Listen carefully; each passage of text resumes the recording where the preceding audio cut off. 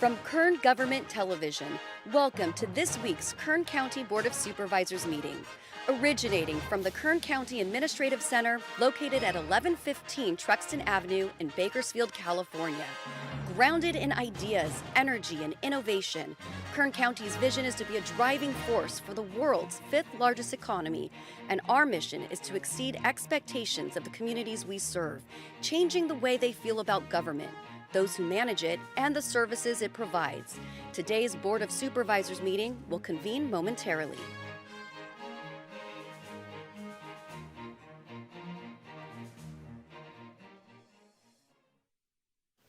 Diligence on your phone. Board to reconvene. Madam Clerk, please call the roll.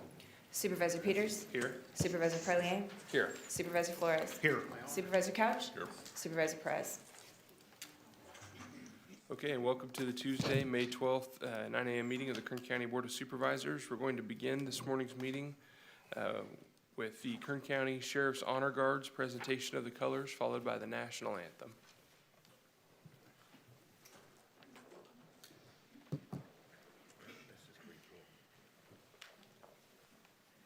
Color Guard, march on the colors. Forward, march.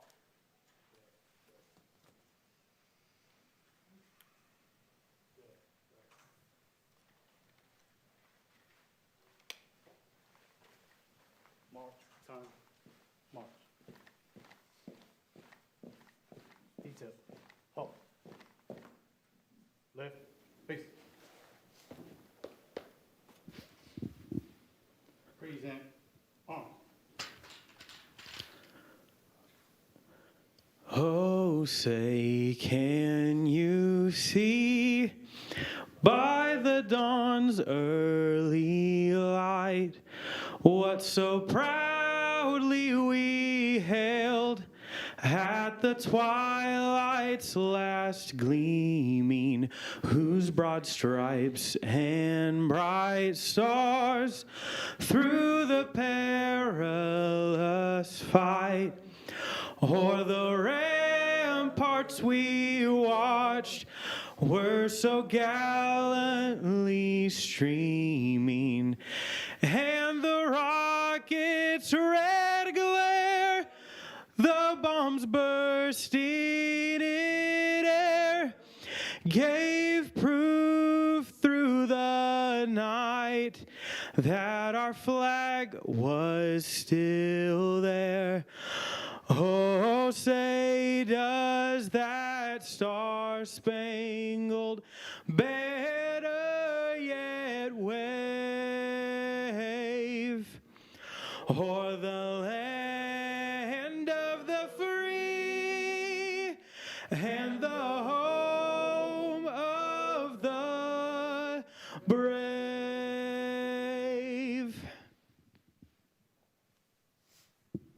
Order, on. Ready, two. Right, face. Forward, march.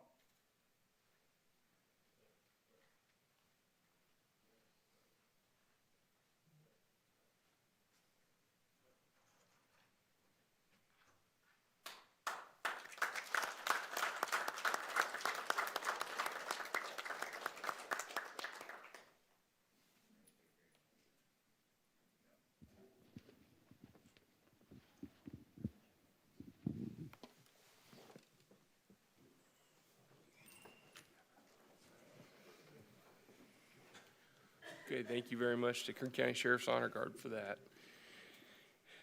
Next up is our Pet of the Week, and I'm not sure if our director, okay, there he is. All right, Nick, how are we doing today? Well, good morning, Good Chairman morning. Peters, members of the board. This is Frederick. Frederick.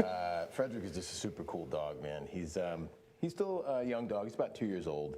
He's a mixed breed. He's about 20 pounds. He's not going to get any bigger than this, but he's just one of my favorite dogs, man. He's just such a good, chill dog, very happy. He gets along with other dogs. He's such a good dog, and he's available for adoption right now. Oh, that's awesome. Well, hopefully Frederick finds himself a home here pretty quick. So thanks for bringing him out, and thanks for coming down, Frederick.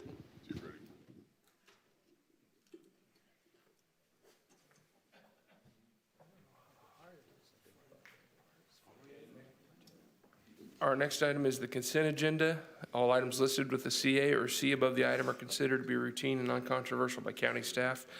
The CA represents the consent agenda for the Board of Supervisors, while the C represents the consent agenda for the Kern Sanitation Authority and/or the Ford City Taftite Sanitation District and/or the IHSS Public Authority. Consent items will be considered first and may be approved by one motion. If a member of the audience wishes to comment or ask questions regarding an item on the consent agenda, they may do so prior to a vote being taken on the consent agenda.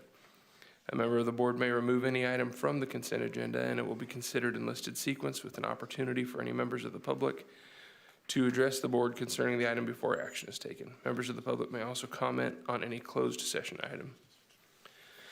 Our consent items are items 1 and 5, 6, 7, 8, and 9 on on page 1. Items 12 through 17 on page 3. Items 18 through 20, as well as 22 through 24 on page 4. 25 through 27, as well as 29 through 31 on page 5. 32 through 39 on page 6. 40 through 47 on page 7. And that's it for the consent agenda. So I will ask if there's any members of the public that would like to comment on the consent agenda.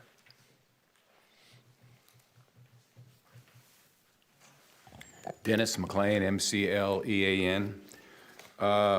Item number, let me see here, we got to like 39, about extending a contract to have unpermitted food vending vehicles towed and stored. Can you enlighten the public how many of these cases go on a year on the average? And of course, you know, Mother's Day was a couple of days ago, and there were thousands of vendors on every corner. Could you have somebody maybe from code enforcement say how they handle that and how many people, and is it a constant problem, and just enlighten the public? Sure. Thank you. Thank you. It looks like somebody from our Director Kerrigan from Public Health can comment on that right now. Good morning, Mr. Chairman and members of the board. Unfortunately, I don't have the data right in front of me that has the exact numbers, but we receive complaints on a daily basis about vendors that are selling food without the proper permits. This item is specifically only related to those vendors that are selling food, not any other types of street vendors. We have an internal process where we typically issue a cease and desist, and we cite those vendors 3 times before we impound their equipment. On the 3rd occurrence where we interact with those vendors, we then impound their equipment and then require they come in for an admin hearing and obtain a permit before we re-release that equipment back to those vendors. We do this on a regular basis. We have a full-time team that is dedicated to this work, and I can bring back those numbers if your board so chooses. Perfect. Yeah, I think that that would be helpful. That would be some good information to have. Okay. Thank you so much.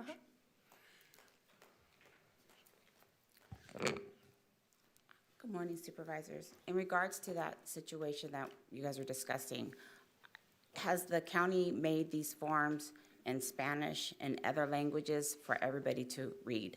Because a couple years ago, I say 3 years ago, we had a gentleman on the corner selling fruit. We don't have a problem with it on our side of town. And Public Health came out. The girl spoke English. He spoke Spanish. The form was in English. He didn't know what was going on.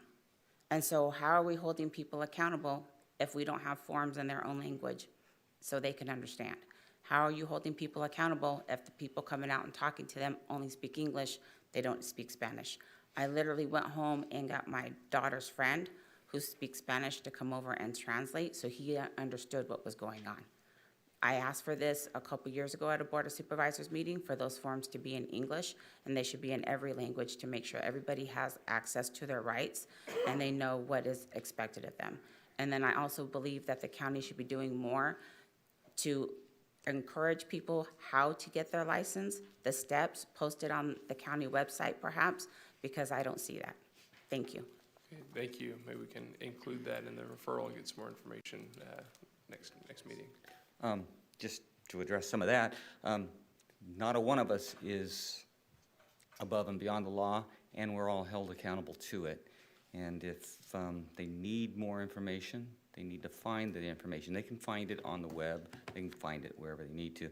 My question was, and I know this doesn't deal with her food, but like he said, there was thousands of vendors, flowers, dropped out there. One person, sometimes an umbrella, sometimes not, maybe some water. Somebody's dropping out loads of these people, and they stand there all day in the sun.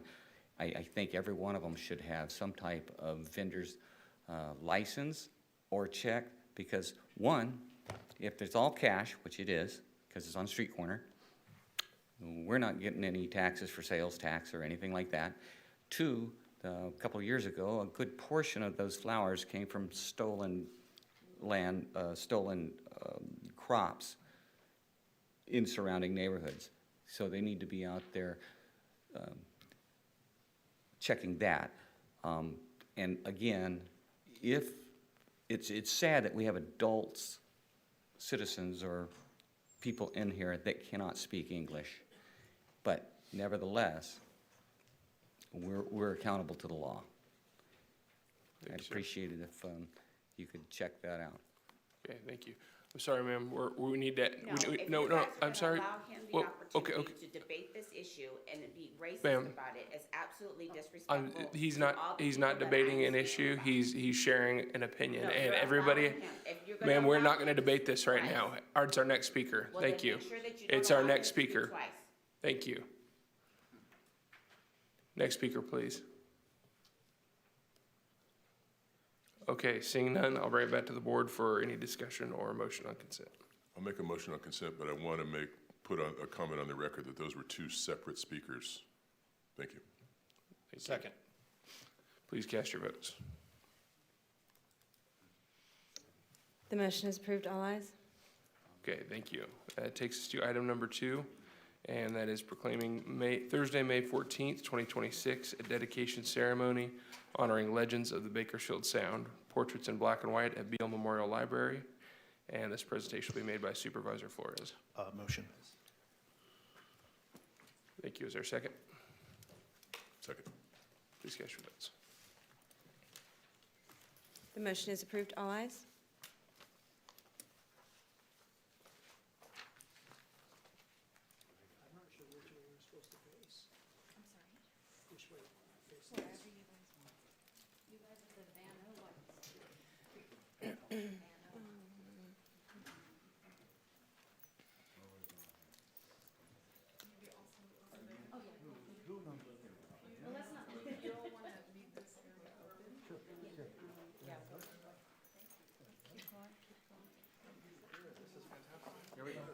Well, thank you for helping. Look at this. Everyone can see this great art. Good morning, board and members of the public. We have a very special proclamation for a dedication ceremony. This is to proclaim and recognize the dedication of Legends of the Bakersfield Sound, portraits in black and white. This is a special exhibition celebrating Kern County's rich musical heritage, which will be unveiled at the Beale Library. This compelling collection features 10 large-scale black and white acrylics on canvas. These are portraits by local artist Patty Peak Doolittle, honoring the pioneering musicians who defined the Bakersfield Sound, which is a bold and influential style of country music that emerged from Kern County and has reshaped country music nationwide. In partnership with Citizens Preserving History, we have Dee Sharman here and Glenda Rankin. With the support of the Kern County Library Foundation, this exhibition will reflect a shared commitment to celebrating and preserving some of the stories, artists, and cultural contributions. And what you see here in front of you is some very beautiful artwork that used to be inside of trouts for many, many years. And I remember these at the community breakfasts. They would hang with pride and demonstrative of the Bakersfield Sound, but unfortunately they were stolen and they were recovered. So I'm so thankful that they've been brought back. And this music is very special. This music cannot just be created, it has to be earned. It was forged in the fires of the migration out from Oklahoma and the Midwest and some of the southern states to the west. It was forged in the fields. It was forged through hard work, through cultural pride and preservation. And this unique sound is what we claim as our own here in Bakersfield and Kern County, and that's what we're celebrating today. So on behalf of the Board of Supervisors, I wanted to present this recognition signed by our chairman, Philip Peters, dedicating this as Legends of the Bakersfield Sound, Portraits in Black and White in Kern County. And I'll have our library director, Andy, come up and say a few words more about the event and some other things. There you go. Congratulations. And thank you all. Thank you.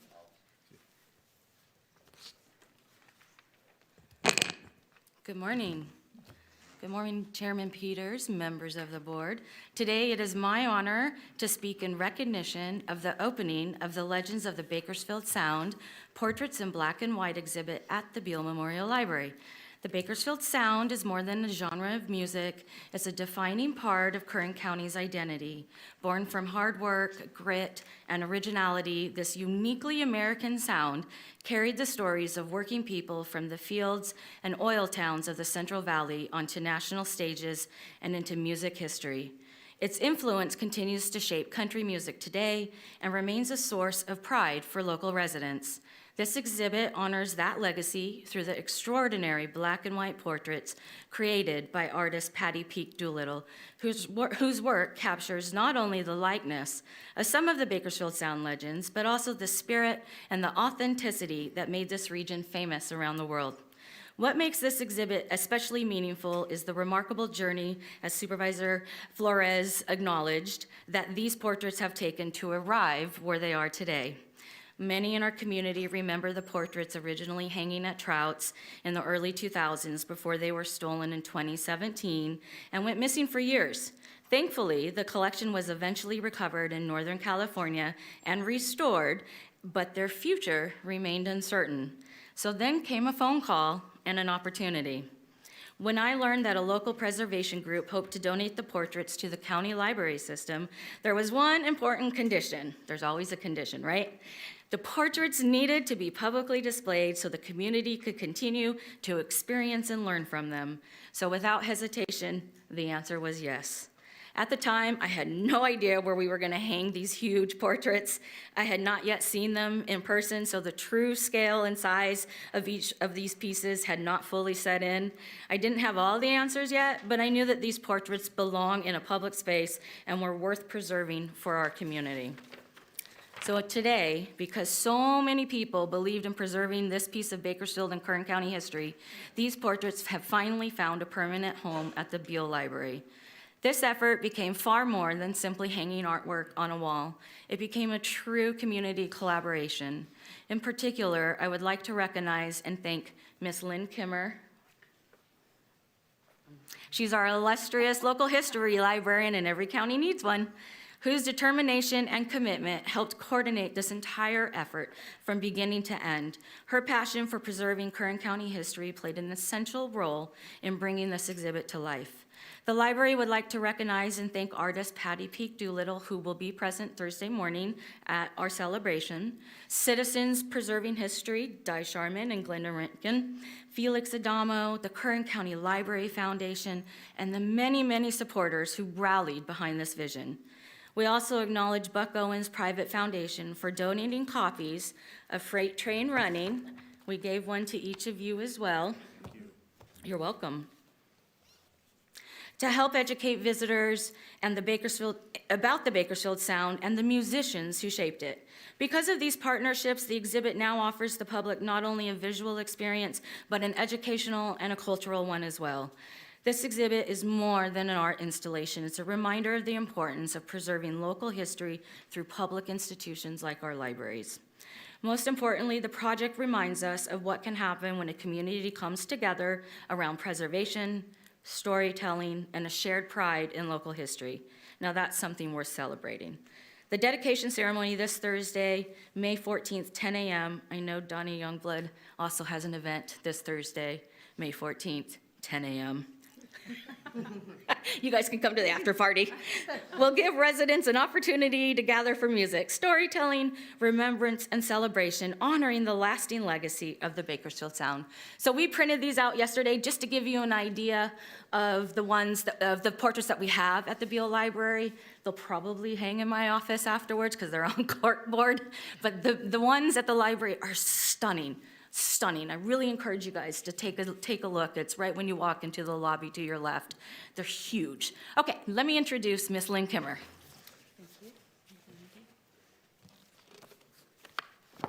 Thank you for the opportunity to speak today.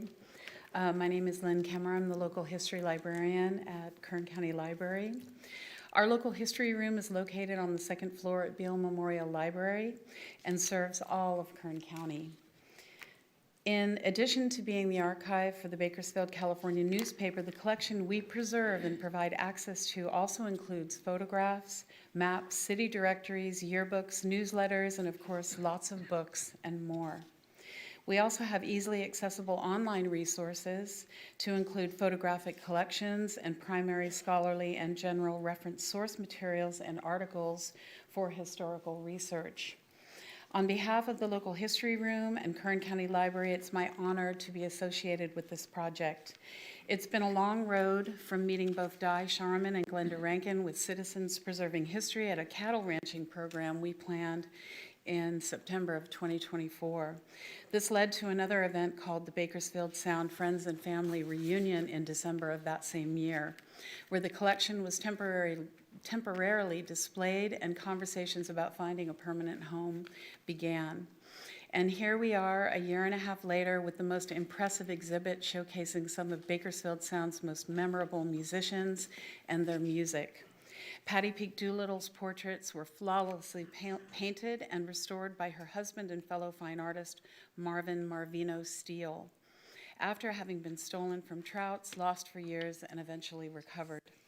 With the help of a dear friend whom I've known for over 30 years from a prior life in the art business, Todd Elliott, they are also beautifully framed.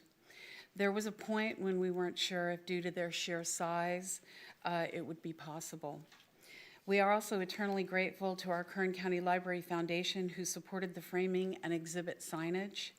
If not for the foundation, the exhibit would not have been possible. We would also like to thank KV Print, who created the most perfect exhibit signage under extremely tight deadlines and endless edits, and of course the artist and Citizens Preserving History for the donation of the collection and their work on making sure we captured the stories in the most meaningful way. Finally, a big thank you to Andy, our Director of Libraries, and our marketing department, who's done a beautiful job with the promotional materials for the exhibit. We have a brochure that will be coming soon, so please stop by the library and pick up one of the brochures, which tells the story of the paintings and the relationships and collaboration. And we hope this exhibit will attract visitors, connect them with the library, and offer a deeper appreciation of the Bakersfield Sound for future generations to come. Oh, also a big thank you to the Buck Owens Private Foundation for a beautiful red, white, and blue guitar that just really put the icing on the cake for the exhibit. Thank you. Thank you. And now, Citizens Preserving History, Glenda Rankin. Hi, good morning. It's really nice to be here, and we are so excited to be able to share those paintings with everyone. See, I've already dropped your packet. It's supposed to be up there. Citizens Preserving History was formed in 2014, focusing at that time on moving Merle Haggard's boxcar to the Kern County Museum. Since that time, we've had a lot of other projects, but basically we've been focusing on the Bakersfield Sound. So with that, Di's gonna just tell you a little bit more. Oh, I do have to share this. We printed Citizens Preserving History, 300 letters that we either mailed out or used as flyers, taking them all over Bakersfield, so that we hope there's thousands of people there on Thursday morning. And I'd just like to tell you just a tad about the 6-foot by 4-foot paintings have traveled over 13,000 miles to get back here to Bakersfield. And Citizens Preserving History is thrilled that they will be on display for the public to enjoy. Patty Doolittle's one wish when she donated them to our nonprofit was, I would love for my paintings to stay together. And when the library offered that, we said, yes, yes, yes. Hope to see all of you Thursday morning at the library. Thank you. Thanks to our volunteers, too. Yeah, thank you. Thank you.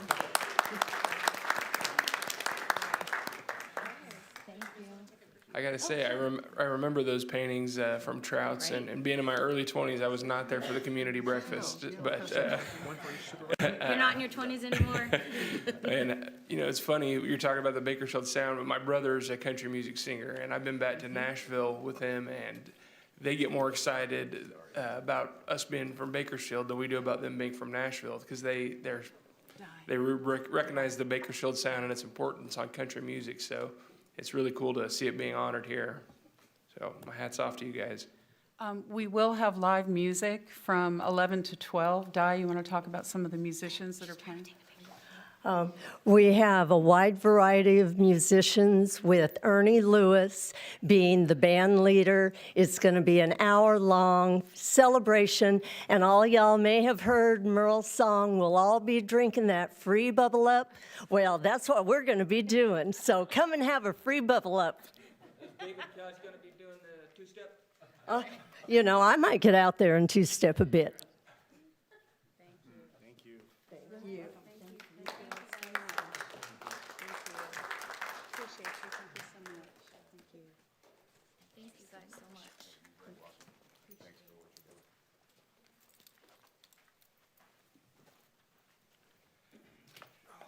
Okay, our next item is going to be item 3, proclaiming May 11th through 16th, 2026 as National Police Week, and Thursday, May 14th as Peace Officers Memorial Day in Kern County, and a request for permission to fly flags at half-staff during National Police Week. And that will be presented by Supervisor Parlier. Motion approved. Second.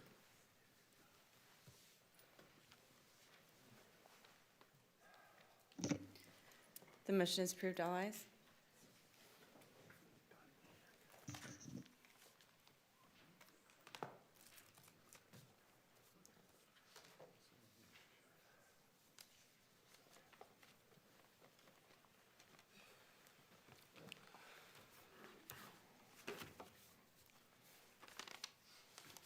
Mr. Chairman and my fellow members on the board, it is my honor this morning to present this item as we formally proclaim May 11th through May 16th, 2026 as National Police Week in Kern County, and Thursday, May 14th, 2026 as Peace Officers Memorial Day.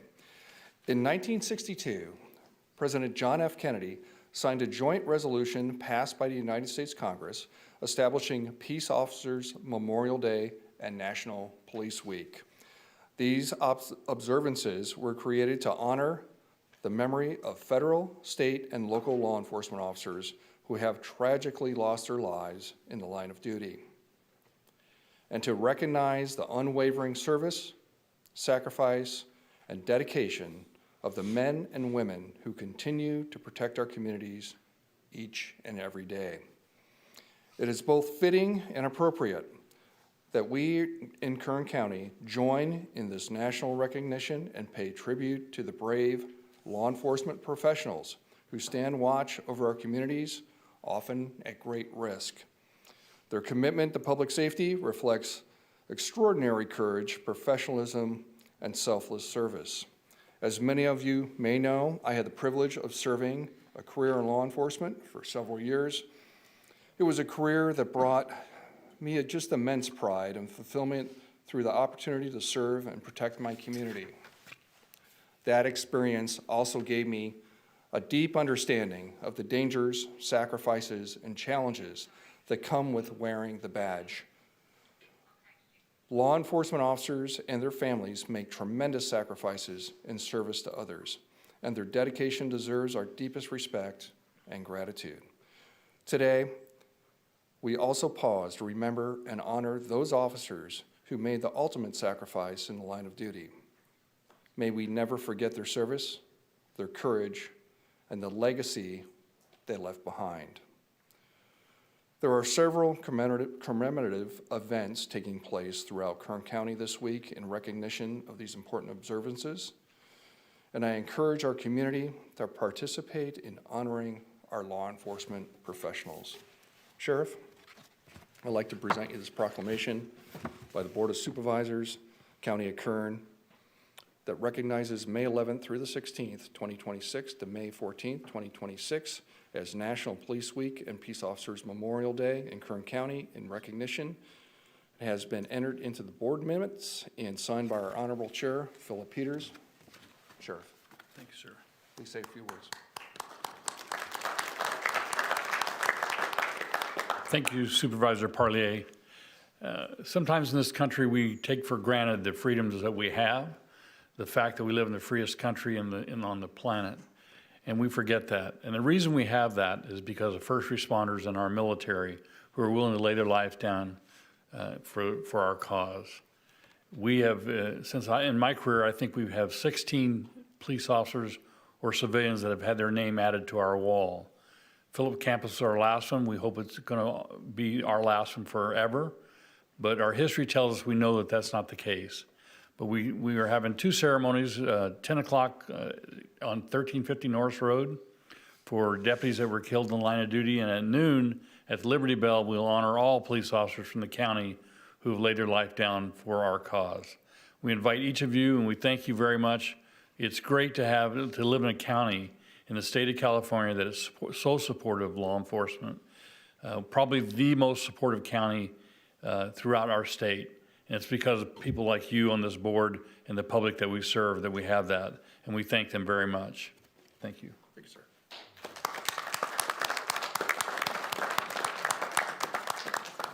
Caught her off the corner of my eye. My first time.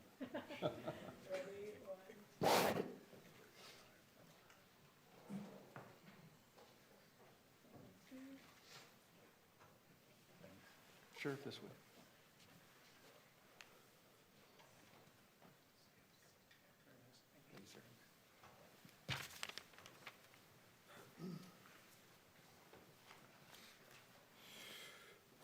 Okay, our next item is proclaiming May 2026 as Water Conservation Month in Kern County, and Supervisor Couch will be making that presentation. Motion on the proclamation. Second.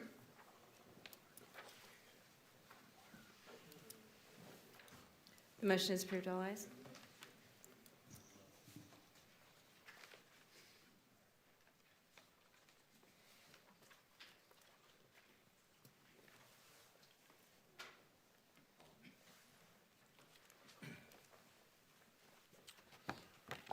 You all know Jenny. I had the good fortune of serving on her board for a while. She's the executive director of the Water Association of Kern County.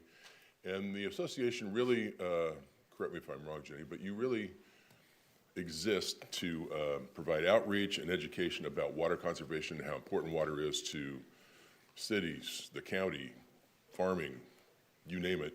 Without water, we don't really exist. So I'll read the proclamation. I'll turn it over to Jenny. She probably has a lot more to tell you than, she's a lot smarter about this than I am. It reads, the Board of Supervisors, County of Kern, State of California has officially proclaimed May 2026 as Water Conservation Month in Kern County, and this recognition has been entered into the official board minutes by our Honorable Chair, Philip Peters. And stated today, Jenny, I present you with this. Turn the microphone over to you. I'd like to thank the Board of Supervisors for recognizing May, as Water Conservation Month here in Kern County. As Supervisor Couch said, my name is Jenny Holterman, and I am the Executive Director for the Water Association of Kern County. Water is vital to life here in Kern County and to every part of all of our daily lives, from our agricultural orchards and vineyards to the oil fields, our residents, and the Kern River flowing right through the heart of Bakersfield itself. Water sustains our economy, our industries, and our communities. Without water, Kern County would not be the productive and prosperous county that we know today. The Water Association of Kern County was formed in 1955 as a nonprofit organization focused on water education and community outreach regarding the key water issues that we have here. Our membership includes agriculture businesses, landowners, the oil industry, water districts, municipalities, and other interested businesses. Together, these diverse sectors unite their voices and efforts to promote water awareness and outreach throughout Kern County. Each summer, we organize a county-wide water awareness and conservation campaign that connects local water purveyors and communities through shared outreach efforts. By combining resources and working together, we are able to maximize our impact across Kern County. May is recognized statewide as Water Conservation Month. As we transition into the summer season, it serves as an important reminder for residents to conserve water and remain mindful of all of our water usage. The California Water Plan and the California Governor have outlined key steps on incorporating the theme, Make Conservation a Way of Life, into our community efforts. May kickstarts our Kern County efforts, including advertising, marketing, and social media outreach. Each year, we participate in radio advertising, television segments, billboards, internet promotions, and outreach efforts to maximize and help raise awareness about the importance of water conservation. Be on the lookout for new murals, TV commercials, and always follow along at Water for Kern. Throughout the summer and all year long, we encourage our community to be mindful of water use and to recognize the essential role water plays in supporting our industries, our economy, and our quality of life. We sincerely appreciate your continued support of the Water Association of Kern County and the communities you represent. Thank you.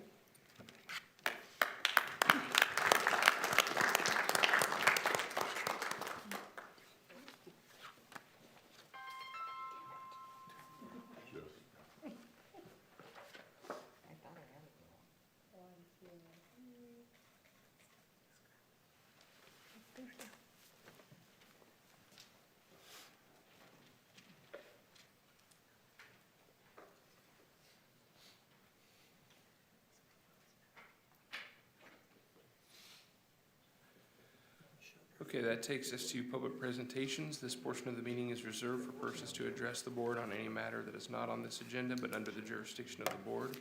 Board members may respond briefly to statements made or questions posed.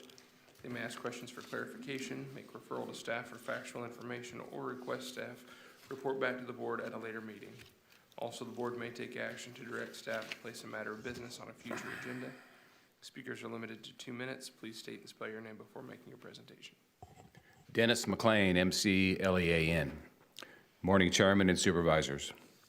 The lawsuit accusing Oregon of failing to proactively remove people from the state's voter rolls is over after state election officials signaled they would update their practices and agree to regular share information. Concern, however, county elections officials deal with voters they suspect may have been moved, but who have not confirmed as much. Such voters are labeled as inactive in states' voter databases and don't receive ballots. But under federal law, the election officials are required to cancel them from the state voter rolls if they do not respond to a notice they have been switched to inactive status and don't vote in 2 subsequent federal elections. Judicial Watch and others sued the state in 2024, arguing Oregon was not actually removing voters as required by the National Voter Registration Act of 1993. The lawsuit pointed to a 2023 report that showed 19 of Oregon's 36 counties had not removed any voters from November 20th to November 22, and that 10 other counties had removed 11 or fewer people in that time frame. In all, 29 counties reported a combined total of over 2.4 million registrations, voter registrations, as of November 2020. The suit read, yet they reported removing a combined total of 36 registrations in the last 2 years reporting period. Judicial Watch President Tom Fitton said in release, dirty voter rolls mean dirty elections. We just want compliance. In 2024, state officials learned that flaws in the state's motor voter program, which automatically registers voters to get driver's license, and led to non-citizens being added to the voter rolls. Oregon has since altered its process for those automatic voter registrations. Thank you.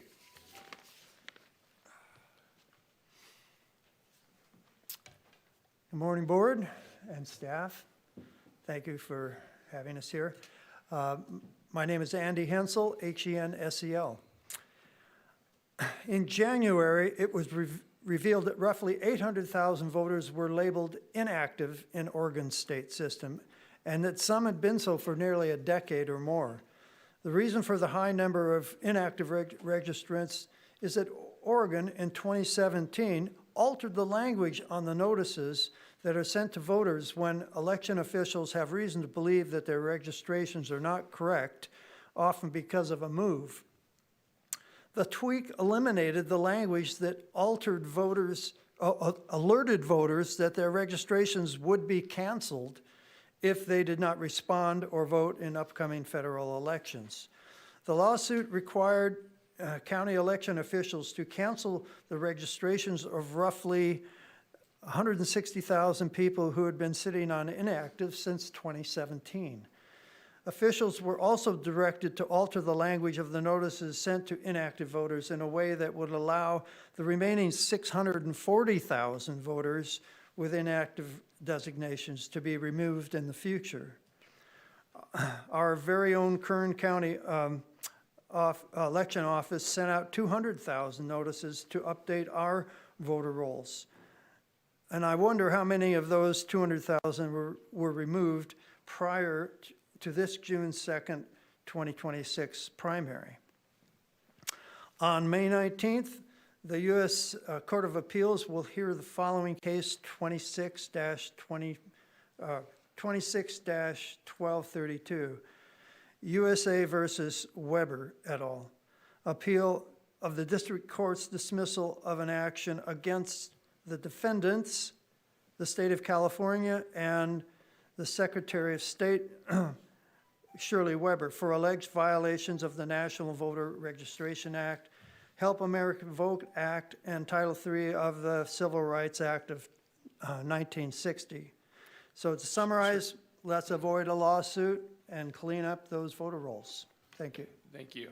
And just, I think we're gonna have a lot of speakers today on this, so I just want to really remind people that we have that 2-minute time limit, if we could try and stick to that. I'll do my best. Thanks. Jeff Sanders.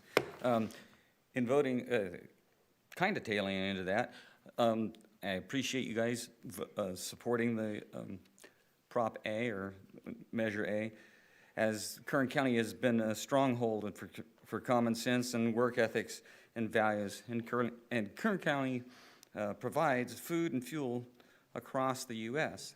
That being said, Kern County has also been targeted of the governing boards of this state in big cities into bringing us into compliance with their wishes. So Measure A would allow this board, this county, to select their representatives rather than bringing in people that are transplants to fill those positions. The same people that have run California from a $100 billion surplus to a $40 billion plus and growing deficit. All that to say thank you for your support again for Measure A. It allows Kern County to select leadership from within that share and understand the common sense values that make Kern County a stronghold. Common sense values and works and likewise protects us from the wishes of those larger cities that seek to destroy us. Thank you. My name is Glenn Clayton, C-L-A-Y-T-O-N. Good morning, supervisors, Chairman Peters, staff. Thank you for all what you do. I understand that this afternoon is a closed session. You will be considering appointment regarding the next register of voters. We as concerned citizens respectfully ask for the following personal characteristics in the person you appoint. Quality 1, transparency. Quality of being open, honest to public scrutiny. In February of 2024, on kernvote.com website, it was observed there were 54,000 voter registrations added. 3 weeks later, this number was removed. Exercising our public scrutiny, we asked our ROV about this appearing and disappearing figure. We were told it was a, quote, old program, close quotes. This was not satisfying. Quality 2, communication. A good communicator is clear and helpful. They explain in language easily understood and thorough. This lends to a greater understanding for the citizen. Quality 3, disposition. The person of character demonstrates goodwill and helpfulness, one that is approachable and non-defensive. Quality 4, accuracy. One who pursues the goal of accurate, up-to-date voting records as the law requires. For the last few years, we have asked many questions to reconcile all accounting during the election process. A concern we have stated many times is that our current ROV and election staff cannot verify if the votes are being tabulated correctly since they are not allowed into our own voting systems. They do not have the system, software, code that was furnished to Kern County in the past.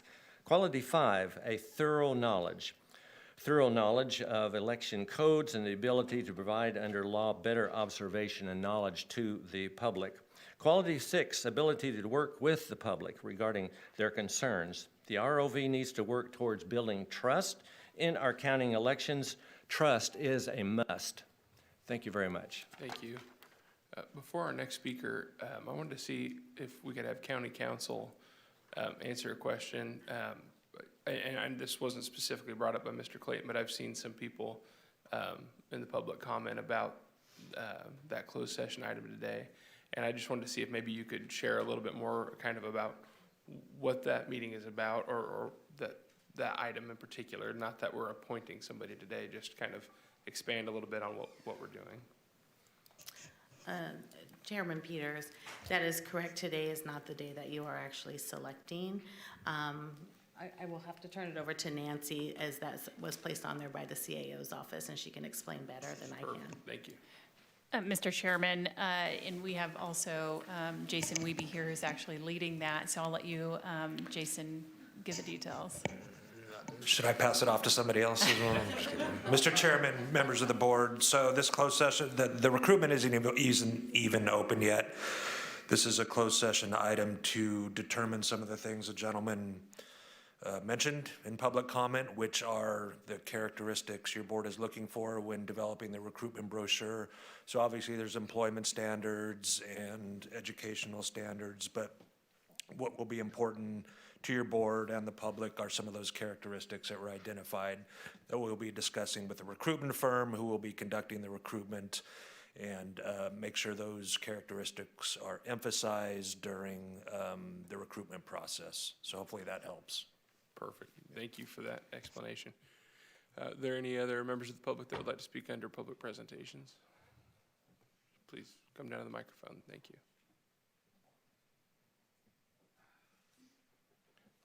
I believe you were first, and then Mr. Bossi. I just had a quick question, Supervisors. Is item 28 taken off of the agenda? When you were going down the list, you go really fast. No, I was just reading the consent calendar, so that's not on consent. That will be heard, and it's listed sequence after this. Just wanted to double check. Thank you. Sure, thank you. Okay, next speaker, please.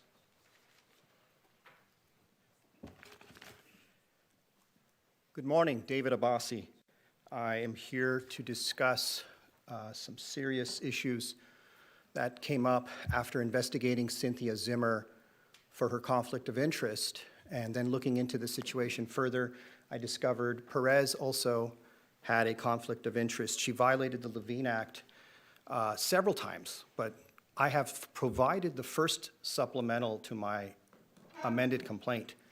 And I provided that to the clerk of the board, and it wasn't published. It wasn't included with the previous meeting that I had sent that along with.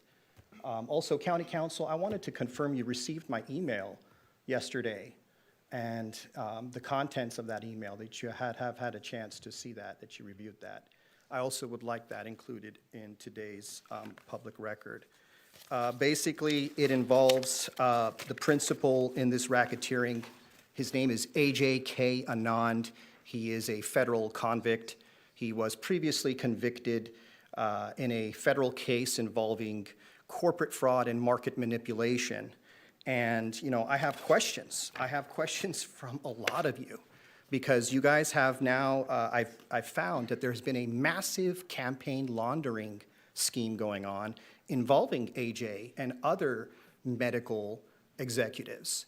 And the Board of Supervisors is completely captured. You guys have taken illegal campaign contributions over the limit. We have a $1,600 limit. It was $1,000 before. And you guys have been taking these contributions from, let's say, Sheriff Youngblood, for example. In 2022, he took $5,000, that's 5 times over the limit, from Centric AJ Anand, according to his Form 460. I was wondering, did he know that AJ was a federal convict he was taking money from the bribes from? But in any case, I have this information I want to put on the record today. It is the first supplemental that shows Perez's Levine Act violation with BBHH. It's very clear, straightforward. Please let me give that to you. Let me also give this Donnie Youngblood's Form 460. Sir, And, you're 30 seconds already over the time limit. Thank and you. here's also the sample of the second supplemental that I sent to you guys. It's 48 pages. Sir, you're already well over the time limit, so we're going to have to call our next speaker. It's important to Thank have you. transparency and accountability. Okay, thank you. And We're to gonna call our expose the next speaker, corruption please. that's going on. To articulate it. Sir, your time is over. Thank you. Next speaker, please.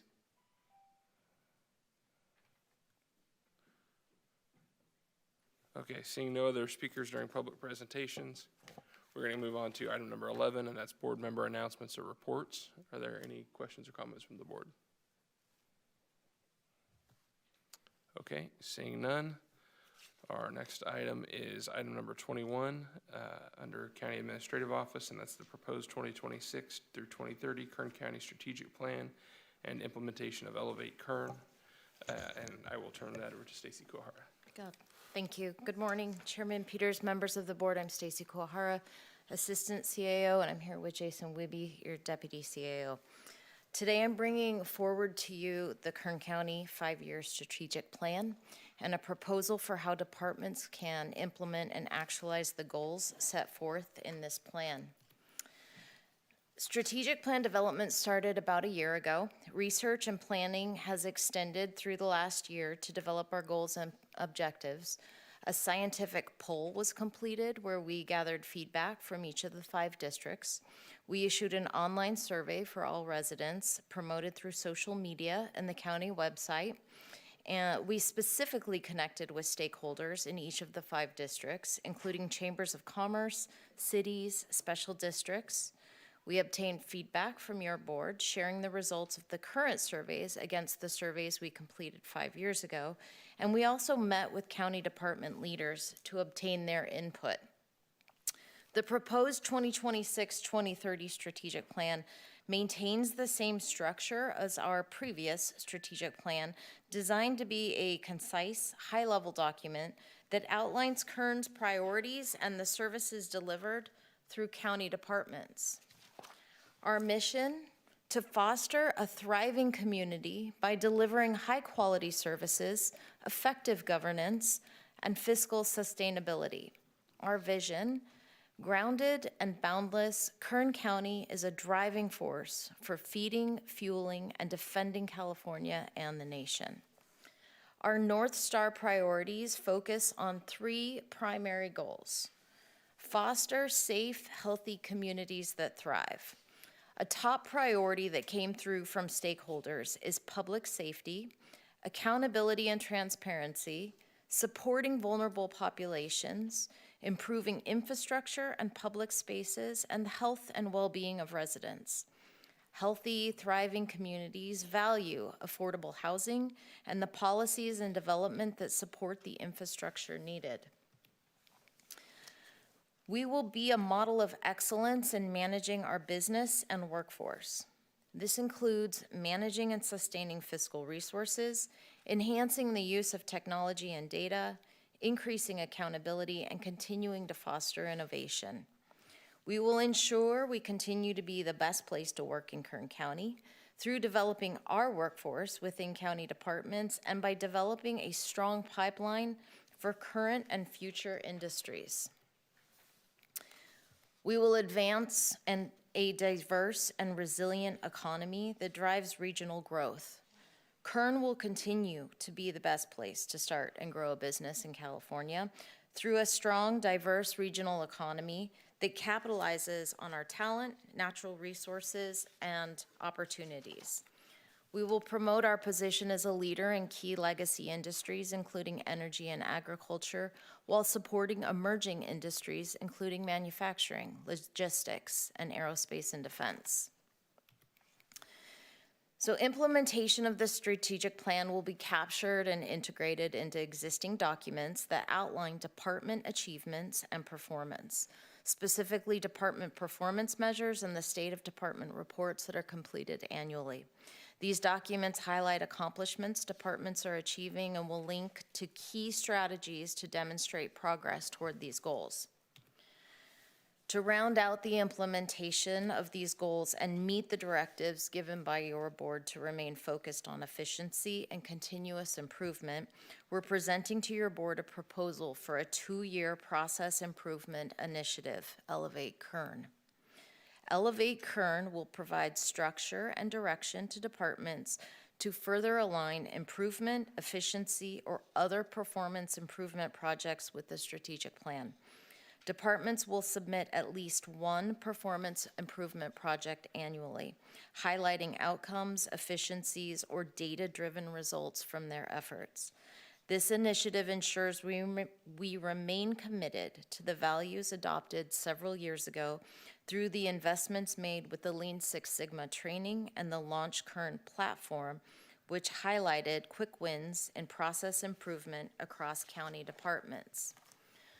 Recognizing Kern's departments are not factories developing widgets, our products are services, we wanted to give departments flexibility to include projects that improve efficiency, create modernization and processes, or improve customer service.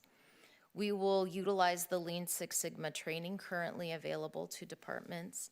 And additionally, we've completed a request for qualifications for performance auditors and operational reviews and have selected 4 qualified vendors that can be utilized to support departments in their annual performance improvement projects if needed. So today's recommended action from your board is to adopt the 2026-2030 strategic plan as presented. We will bring updates back to your board on these accomplishments in 1 year unless otherwise requested by your board. And this concludes my presentation. I'm available for any questions you may have. Okay, thank you. Are there any questions or comments from the board? Supervisor Parlier? Sorry, Chairman, I was just clearing my screen. Oh, no worries. Okay, not seeing any. I will open it up to the public for any comments.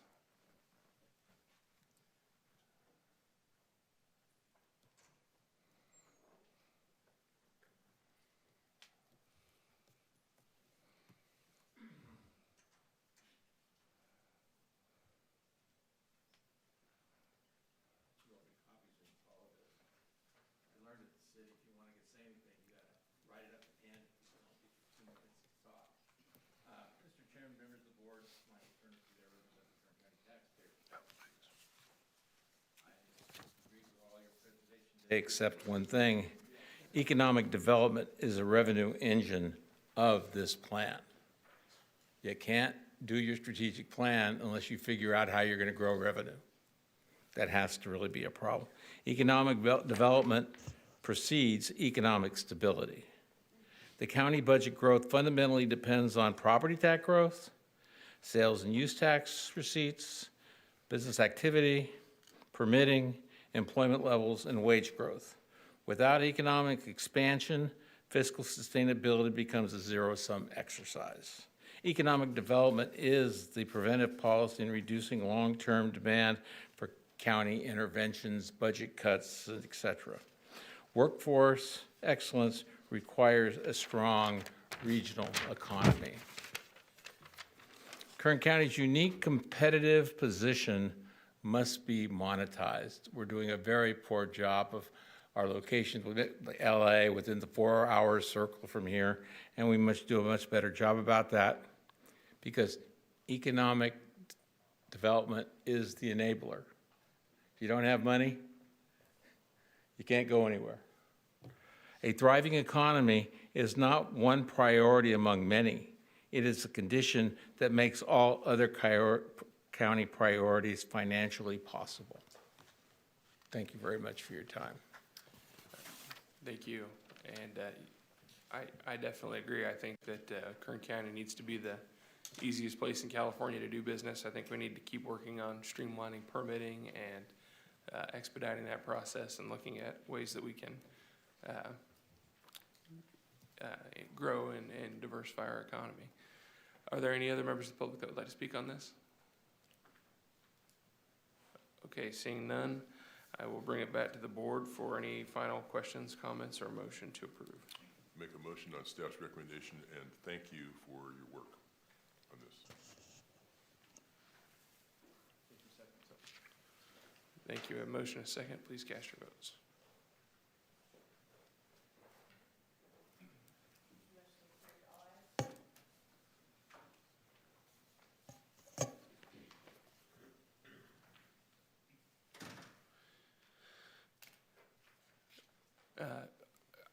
The display on that last vote showed that one of the members didn't vote. No, I know, and then it showed a not voted, I think, on my screen from maybe, okay. Unless there's any objection, I think, did any member vote other than I? Okay, okay, perfect. Just wanted to clarify that. Yeah. Okay, that takes us to our next item, which is item number 28, and that's proposed retroactive occupancy agreement with Bakersfield Recovery Services, Inc. to provide services to victims of crime within Kern County Family Justice Center facility from May 4th, 2026 through March 31st, 2028. No, sir, this is not the time for public comment. Okay. Okay, are we going to turn that over to our CAO's office first, or are we having a speaker to start off with? The first line of business would be if there are any recusals, they should recuse before the item. Any speakers come forward. Understood. Supervisor Flores. Test. Okay. Under the Levine Act, I need to recuse Chairman on item 28. Within the last 12 months, I received a campaign contribution of $1,600 from Kern Psychiatric Wellness Center. Although that's not the entity before us, there is a relationship. And so I'm disqualified and will recuse myself. And so I have to leave the board chambers and not participate. Thank you. Thank you. For the record. Thank you, Supervisor Flores. Supervisor Parlier.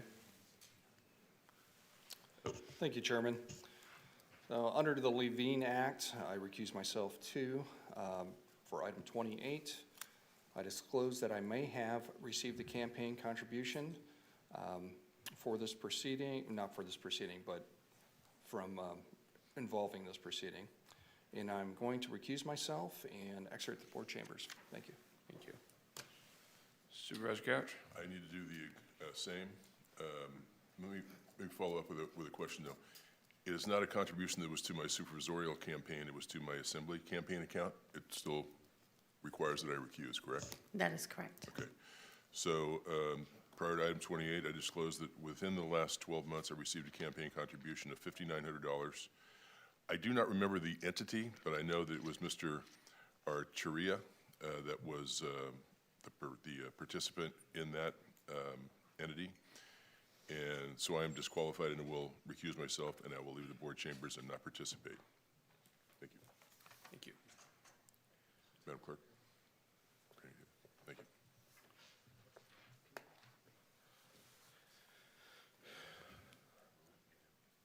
So I know I can't do anything up here by myself, so I think we have to draw names. Yeah, to actually there are options. As the sole survivor, you may continue the item, or you may, at this point, make a determination that we need to draw names so that we can conduct business. There's the common law rule, excuse me, the rule of necessity that says that in order for a board to conduct business, which is your responsibility, that you can draw names in a random manner until you have a quorum. And that would be, and so we will put the names of those individuals who just left the dais into a vessel of some sort, and the clerk of the board will draw names until we have 3 members All who right. can hear the matter. Despite the fact that they may have a conflict, the law allows them to still vote on this matter if they're randomly selected.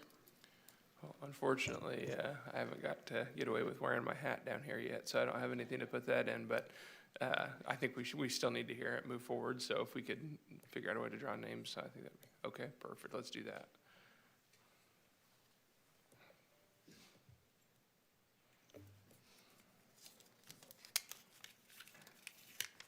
Supervisor Flores?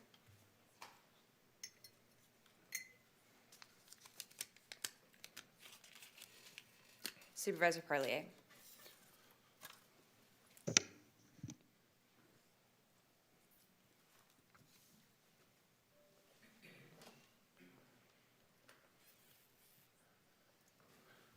Okay. Next, it's appropriate to call the item, and the district attorney staff is here, and they will come up, I believe, and make a presentation, and then we will proceed as usual from here. Okay, thank you for helping us navigate that. And I would invite the district attorney's office to come make their presentation.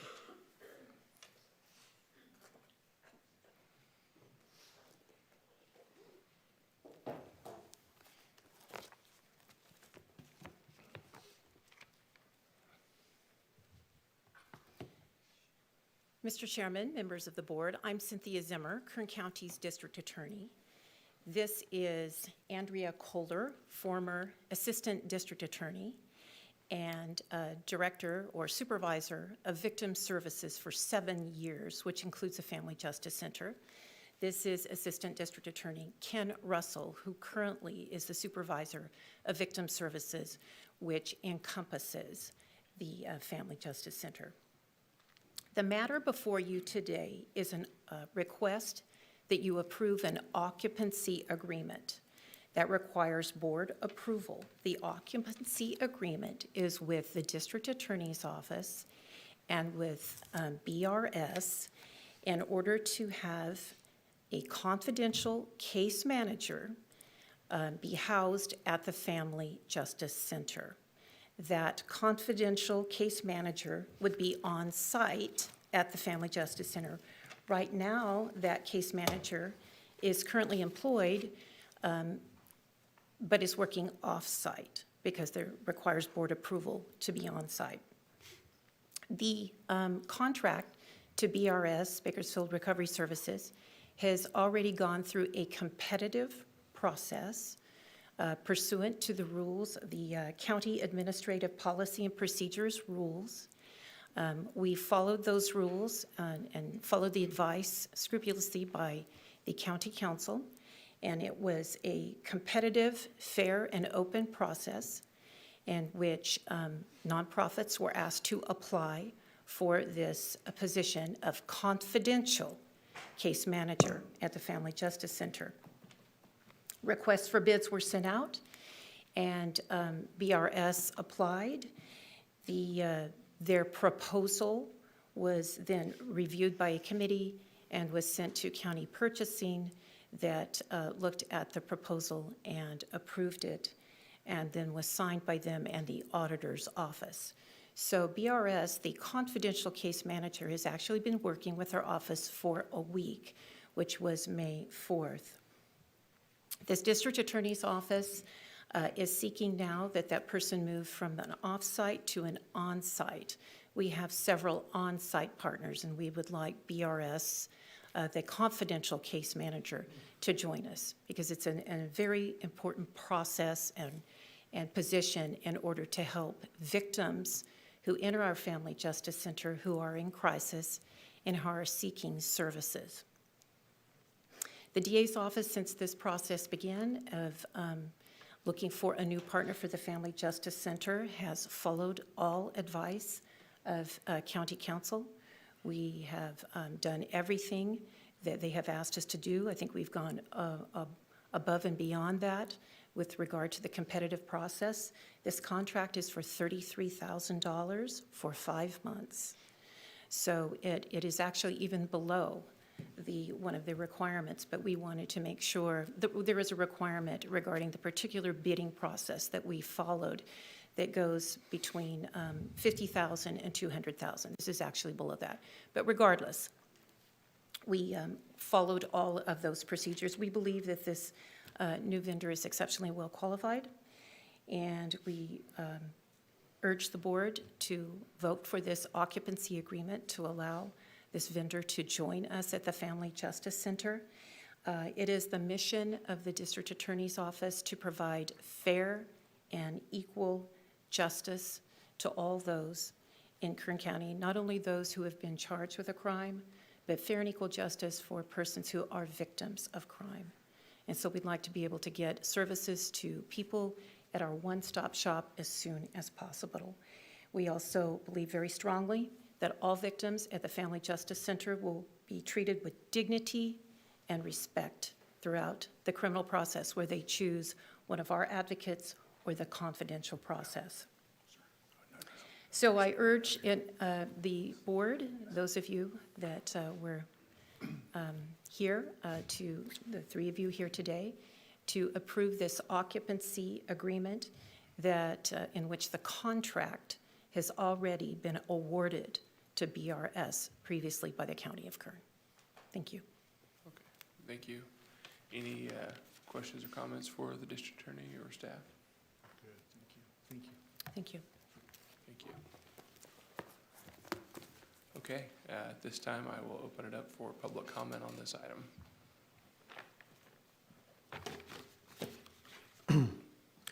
Members of the board, David Abbasi, I am stepping back up to the podium because what we are witnessing in this chamber today is not governance. It is a live crime scene.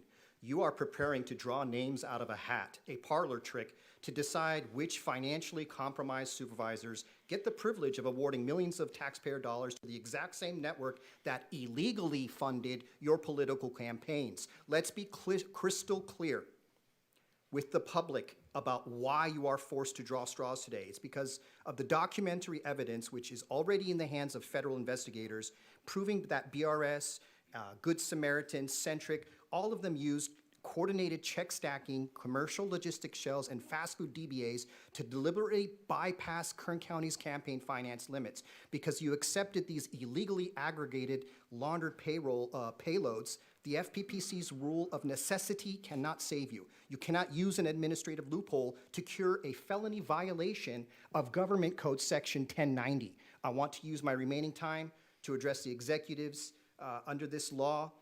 Any contract executed in violation of 1090 is void ab initio.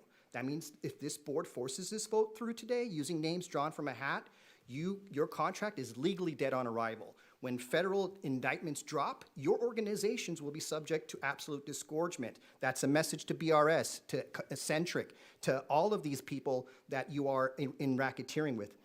So County Council, your advice today is actively facilitating an overt act in a federal RICO conspiracy. I demand that this board immediately suspend this vote, strike the Family Justice Center contract from the agenda, and submit yourselves to the ongoing federal grand jury investigation. Zimmer took $20,000 from BRS. That's not a legal campaign contribution. You can't just use the political act reform or the rule of necessity to get past that. You understand? That vote bars you permanently, okay? There's no 12-month. Okay, thank you. Right? It doesn't expire. Thank you. County Council. That's You're on exceeded your notice. time limit. Next speaker, please.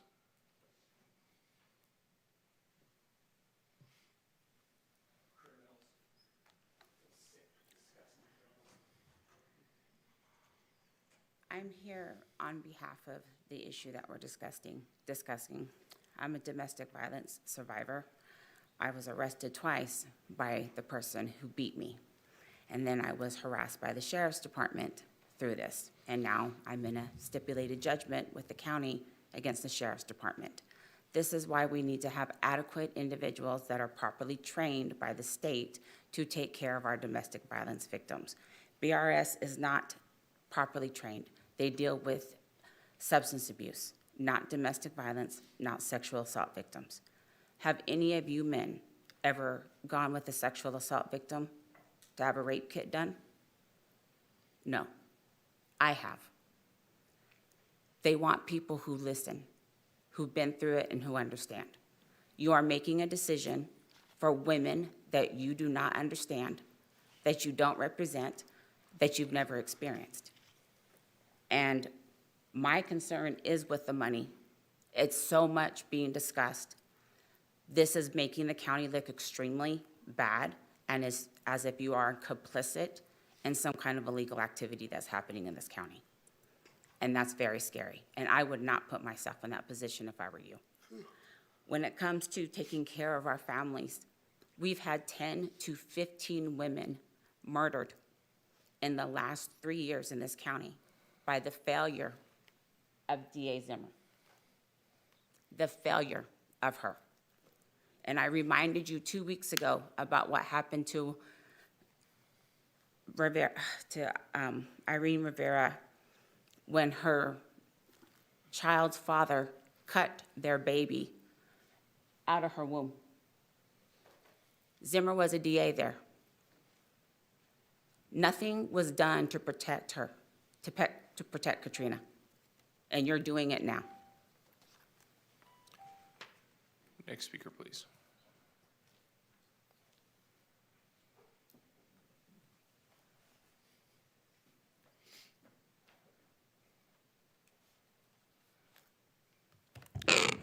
Good morning, Chairman Peters and other supervisors, and to those who are present.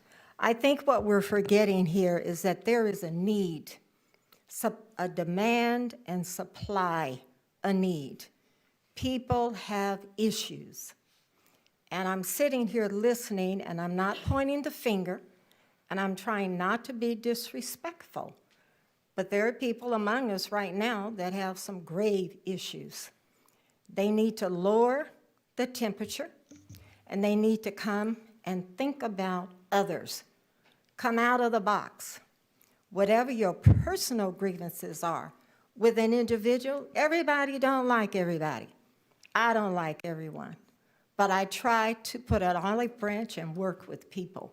Everyone don't like me. That's not a big deal. But I think what's at the forefront is there is a drastic need for behavior health, wherever the center might be. So I applaud you on this matter. I would not want to trade places with you, but you must think about the needs of this community. There are people that have a drastic need. If the Social Justice Center can be a site, if the organization I represent can be approached, we would try. But there is a need in our county because of our population growth. And many of the individuals are not from Kern County. They are migrating from other states. So you have to stop and think about that. Everybody's not from Kern County. They were not born and raised here, did not attend schools, not best friends with anybody. But they are now residents of Kern County. And if they have that dark moment in their life, whether it's a woman, a man, a child, the issues need to go clinical and it needs to be addressed. If there's an on-site individual to help, let that person be there.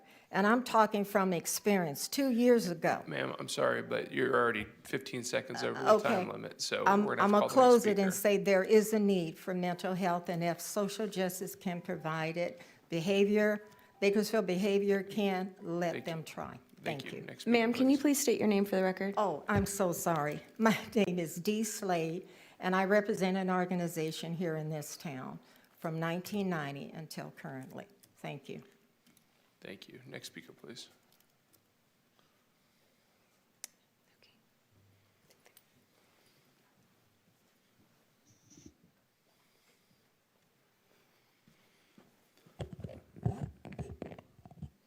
Good morning, Jack Lavers. Good morning to the members of the board that are left. I'm here today because the public, this board, and the taxpayers of Kern County were told a story that now appears to be completely false. We were told that the removal of the Open Door Network was about trust, accountability, and management concerns. But the emails obtained through public records request and reported by 17 News appear to show something very different happening behind closed doors. Those communications reportedly show coordination between the district attorney's office, Michael Bowers, and Ganesh Acharya, and I'm sorry if I butchered his name, regarding the removal of the Open Door Network, while simultaneously discussing grants, funding transitions, and payments that Open Door Network itself was never offered. While the public was given one explanation, private emails appear to show another reality entirely. At this point, it is apparent that the district attorney's office has lost the trust of many people in this county, and we cannot have a functioning government if the public no longer trusts the institutions that are supposed to serve them honestly and transparently. I am respectfully asking that this board to demand a full independent review of all contracts, communications, partnerships, grants, and financial arrangements involving Michael Bowers, Ganesh Acharya, the district attorney's office, and related nonprofit or government-funded programs. I also ask that the county and city review every board, commission, nonprofit advisory group, or publicly funded entity on which Michael Bowers, Ganesh, or their partners and associates sit on or exercise influence. Finally, I ask this board to publicly address whether District Attorney Cynthia Zimmer still has the confidence of the county leadership after these revelations. The public deserves transparency, accountability, and honesty, not backroom politics hidden behind press conferences and carefully crafted statements. Thank you. Thank you. Next speaker, please.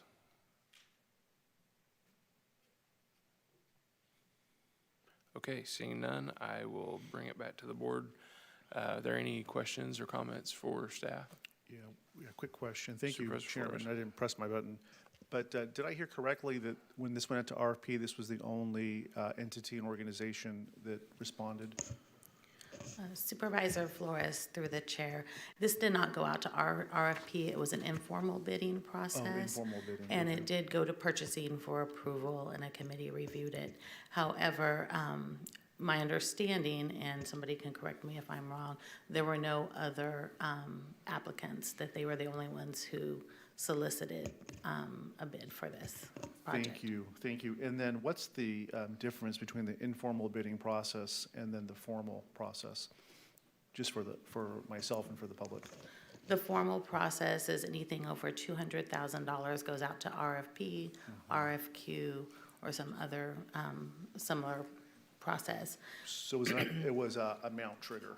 It's amount triggered, yes. Anything between, I believe it's 50 and 200,000 can go through the informal process where you still solicit bids, but it's not quite as formal as the RFP process. Okay, thank you. So actually, I think this has been overly complicated unnecessarily. This is a very easy vote for me. I'm voting for victims rights, for victim services. We need a compassionate approach, a coordinated approach. The lapse that has happened, we need to serve those that have been affected by trauma, by crime, and they need professional services. And so our board is approving this rental arrangement, whether it's company A or company B or company C, is irrelevant in my opinion, because these people are professional, these people are the ones that are chosen, these people will help the victims that need the services. Trauma care, medical, housing, counseling, whatever it may be, these are the people that we're serving, and this is who this contract will serve. This is who the rental agreement will serve. And to say otherwise actually cheapens. It's an attack on victims, and shame on all of you. Thank you, Supervisor Flores. Supervisor Parlier? Thank you, Mr. Chair. County Council, I have a couple questions for you. So, does the DA's office have the ability to independently select a provider? In this case, they do. Does the district attorney's office have the authority outside of the board to stop or change a provider?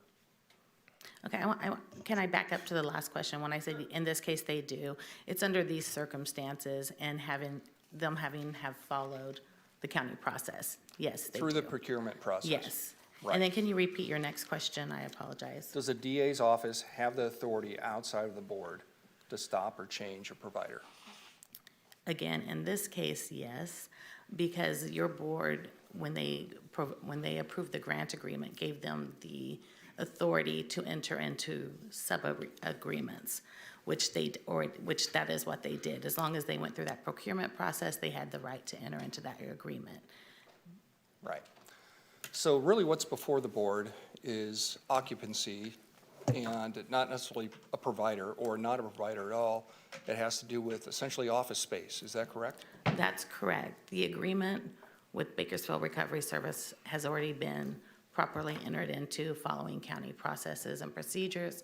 What's before you now is just whether or not you're going to allow that successful vendor to occupy county space. Thank you. Motion You're approved. Okay, thank you. I have a couple questions as well. So maybe you could just clarify the Levine Act a little bit for me. It was my understanding that when something goes through the bid process, that the Levine Act doesn't apply to that. That's just for sole source. That is correct. So the Levine Act does apply to your action today. Today, what you're deciding is an occupancy agreement, which did not go through the competitive bid process. The underlying agreement that awarded the vendor the agreement went through the competitive bid process. What's before you is an occupancy agreement, which is not a competitively bid. Okay, yeah, that makes sense. So I guess that I have some questions about the occupancy agreement itself. Does that, well, I guess my first question is, there are many occupancy agreements that happen with the county property and they don't all come to the board. Why is this one in particular having to be decided by the board rather than by the department? That's a great question. The reason is that a lot of occupancy agreements, depending on the dollar thresholds, may go through general services and be approved in that fashion. This is not a revenue contract. Therefore, it doesn't fit within that ordinance code that allows general services to approve the agreement. Had this been a revenue agreement, it may have not bypassed your board and gone straight to general services. But the ordinance rule specifically provides that they can approve revenue agreements or license and leases. So just for simplicity's sake, for the public understanding, there's no charge for the provider to use this space is the crux of it? That's correct. Okay. Was that the same, I don't know who would have the answer for this, if that was the same arrangement with the previous provider? That's my understanding. Okay. Yeah, I think there's been a lot of good points made on either side. I think that, I mean, there's ridiculous slander that I wouldn't even entertain. But regardless, I don't know why one provider was chosen over another. I'm not qualified to make those. That's not the question for this board. So I'm not even going to touch on that. I do have some reservations, though, just as far as the convenience of providing those services in one location. Those services are still available, but the weighing of that against the right, wrong, or otherwise public perception of how this whole process occurred, and whether or not that influences the public's perception of the county as a whole. It's a difficult issue for me. But that being said, I'll bring it back Sure. or open back up if there's any other questions or comments. Thank you, Chairman, and I'm happy to second the motion. Okay, well, we have a motion and a second. I will just ask, please call the vote, or please cast your vote.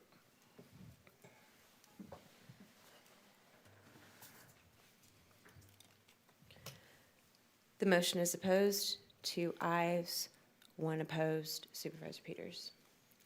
Okay.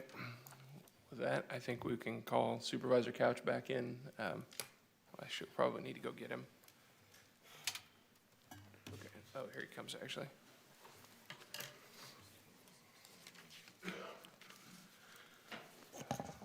Okay, that's going to take us to our next item, which that was it actually for the open session. So with that, I will entertain a motion. Oh, we don't need a motion. We're going to adjourn to closed session to consider items 48 and 49 under County Administrative Office, as well as items 50 through 52 under County Council. Motion to adjourn.